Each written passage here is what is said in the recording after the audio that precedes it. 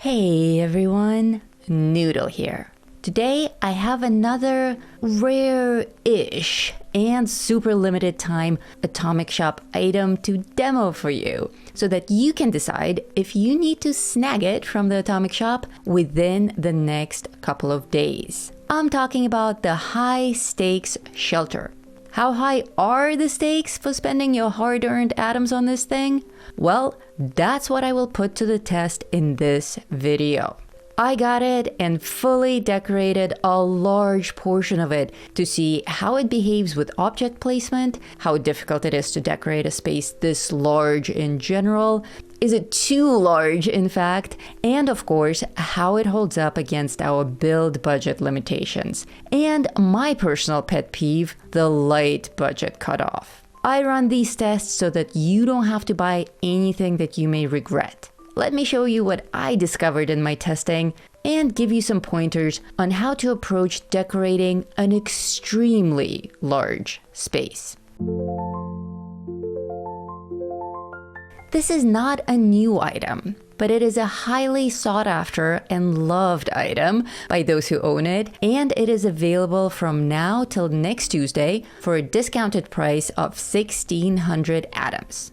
As you can see here, the regular price is 2,000 atoms, which is pretty standard for a shelter. But not all shelters are created equal. This one is certainly dazzling. It would be cool if Bethesda gave us square footage or something, like a real estate post. That way we could at least know what to expect without having to buy it first. But oh well, you guys have me for that. So let's deploy it and do a quick run through before I show you my decorating epiphanies for this particular shelter and large spaces in general. Again, this is one of those items that's up for a week only. It hit the shop on Tuesday the 14th, and next Tuesday the 21st, it will be gone. So don't wait too long. But also know that eventually it will come back around again. Everything does. The first thing that really caught my attention is the door to this shelter. How gorgeous is that? And it fits perfectly into my Zen retreat camp that I shared with you guys last week. I like doors that aren't obviously doors. This looks like a decorative wall that blends in with my Zen building style. I even put a plant in front of it to make it look even more like a fancy wall and not an invitation. Once we enter, we're faced with a rather dark space, so I will be turning on my wrist light on and off to show you all the dark corners. So here we have some nooks and rooms. I see that we do have many light fixtures, but most of them are quite dim. This here is obviously the centerpiece, and we'll go down and examine it all up close and personal in a bit. But first, let's hit those hallways. Many more room variations. I see rooms that have great potential for being offices, bedrooms, bathrooms, specialty crafting rooms, and also larger spaces that will be great for entertaining, like ballrooms and restaurants. But also very, very dark. I'm a little bit concerned about that. Down here on the main floor, it's a little bit better with lighting, but still, there are many dark corners. It's weird. I feel like there should be a light switch to turn on this center monstrosity. You guys had me looking for a light switch all over this place live on the show, and we weren't able to find it. There's a control panel by the front door, but it doesn't control lights. And all the chandeliers are on already, so this leaves me to believe that this shelter is either this dark, or there's a very craftily hidden light switch somewhere that I still can't find, and then I just feel dumb. If you guys know where the light switch is, if there is, if it works, let me know in the comments, because I'll be thrilled if I can light up this center area. The stage is really cool and actually well lit. And more of the same on the other side of the shelter. Oof. This is actually kind of overwhelming at first. It's really hard to gauge the size of the space. And in this empty state, all the rooms and hallways look very repetitive. You don't really get a feel for the layout. Basically, you have a large main floor with a centerpiece and a stage, and 2 second-story wings with open balcony spaces and rooms. So how do you even get started with something like this? I recommend starting with one room and treating it as a single project. Start small. I actually created this hidden room first. In a small space, I could forget about the rest of the shelter and just focus on the mood of this slightly spooky, kind of prohibition-style office. I recently visited a recreated office of Al Capone with all of his actual bookshelves and rugs and mirrors, and I was greatly inspired by that experience while decorating my own little virtual office. Starting on a small scale allows us to get a feel for the overall style that we can carry through to the rest of the build. For me, that meant more traditional furniture and animal heads. Actually, these animal heads in the office gave me the idea to turn the rest of this wing into a nature museum/lounge. I ran into one complication with this room, and that's door placement. I really wanted a hidden door, and specifically the antique armoire door, but it just wouldn't let me stick it, no matter what. The painting either. This monitor array door worked, so I settled on that. All other doors worked as well, but I had my heart set on a hidden room. There's one other super minor thing, and that's the walls, some of the walls, swallowing just a single layer of wall decorations. With paintings, you can't see it at all, but paper posters may flicker or disappear entirely. And this string display is actually half buried in the wall. Honestly, I don't actually care this time. It's so minor and the lighting is so dim that you can't even tell. Having decided on the nature theme, I started thinking outside the box. And for the first time ever, brought outdoor plants into an interior space. I thought these recessions were just perfect for museum-style displays of creatures and plants. The color scheme in this shelter also greatly directed my decision-making. The carpeting is mostly green with some red areas, and the walls are all red. So green and red were some of my main colors. I used ultracite crystals a lot, and not just for decorations, but also for light sources. I also used specimen tubes and actual vines here over the rails. I can honestly tell you that I lost all track of time decorating this space. It was truly a pleasure. I completely immersed myself in this atmosphere and just kept making tiny adjustments, one segment at a time, until I came up with this corner of the shelter. When in doubt, use repeating elements. That will help solidify your style and theme. My repeating elements are crystals and lights. But you can also do fun things like repeat a single glowing head over and over again. Or you can make patterns with neon lights. The downstairs is a playground for a restaurant or a game machine setup where you can also repeat elements as you would see in an actual casino. But the repeating elements concept applies to a broader design as well. Don't be afraid to recreate actual setups. I recreated another nature scene that's almost identical to the Deathclaw topiary one, but this time featuring the carnivorous plant. Okay, the elephant in the room keeps growing and growing. What about those lights? Clearly, the space is usable the way it is, but it's painfully dim. In fact, when I need to hide a generator or something else unsightly, I don't even bother. I just put it in the corner and make sure to not decorate that corner with lights.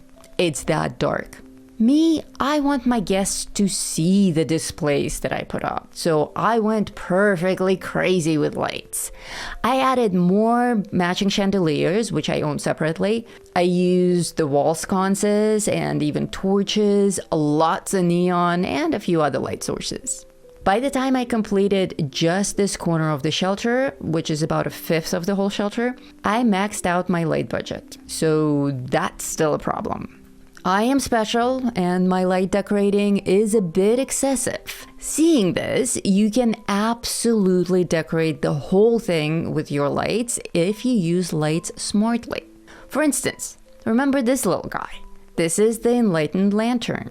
It's under floor decor and therefore doesn't count against light budget. The crystals, floor decor. The glowing posters, wall decor.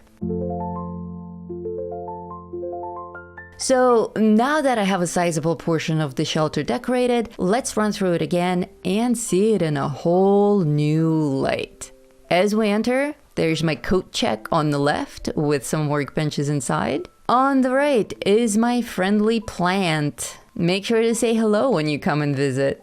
Down the main hallway, we are gonna go right here, but first come down with me for a sec and I'll show you my main display. All nicely surrounded by glowing crystals.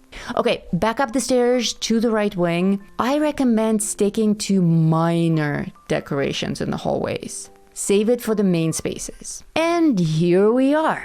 My little nature specimen / creepy collector's lounge area. As you can see, the space is still very dim, but it looks beautiful in my opinion. It's very 1930s Chicago smoke lounge type space. The lights that I do have bring attention to the displays that I want my visitors to notice. I have area effects generators hidden all over the place. That's the only way that I have electrical lights working here. But like I said, they're very easy to hide in all the darkness. And here's my hidden room. Actually, it's quite funny. The first time I recorded this finished walkthrough for you guys, I had forgotten about the hidden room. That's how well hidden it is. I used the dark shadows in my favor yet again here, not bringing a lot of attention to the door with lights. I would have loved to keep decorating this until it's completely done, but I had to stop here and leave time to actually produce and publish this video with enough time for you to still be able to buy this shelter.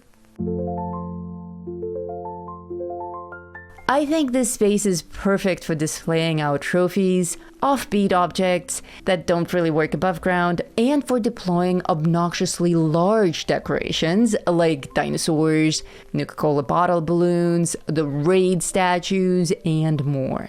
It's also great as a sandbox. We get so stuck having to fully decorate the whole place, and sometimes it makes sense, but here I don't think we have to, unless you're simply enjoying the process. I think it's perfect for trying different decorating ideas. Pick a new theme for each room and practice decorating in that style. Consider your build limitations though. Down in the shelters, there are some things that we can't deploy at all, like water, resources, food, and dwellers, formerly known as allies. What we do have to play with are floors, walls, roofs, stairs, doors, crafting, turrets and traps, defenses, generators, power connectors, lights, appliances, beds, chairs, stash boxes, displays, floor decor, shelves, vendors, tables, wall decor, miscellaneous structures, and more shelters. Remember that you can daisy chain your shelters infinitely.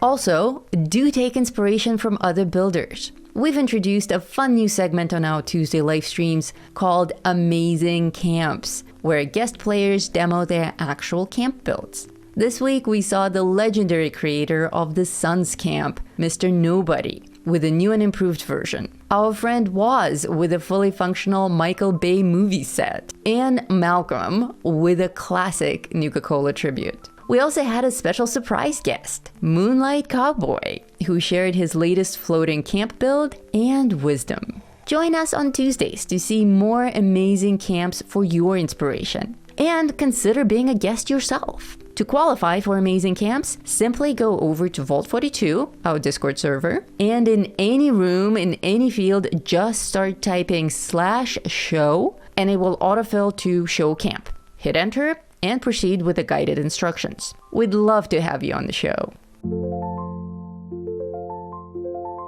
So, having seen what you've seen here today, how high are the stakes? Is this shelter worth 1,600 atoms? Is it too big? Is it too dark? Is it amazing and gorgeous and you can't wait to decorate it? Let me know in the comments below. If you already own this thing and have something to add from your experience that I didn't cover in this video, please feel free to share as well. Well, friends, I hope you found this video inspirational and helpful. If so, please hit that thumbs up button, subscribe to our channel, and remember to join amazing camps if you would like Oskept and me to visit and showcase your wasteland dwelling. Thank you so much for watching. I'm Noodle Pants, one half of Gamer Aviator. And until next time, stay safe out there, Vault Dwellers.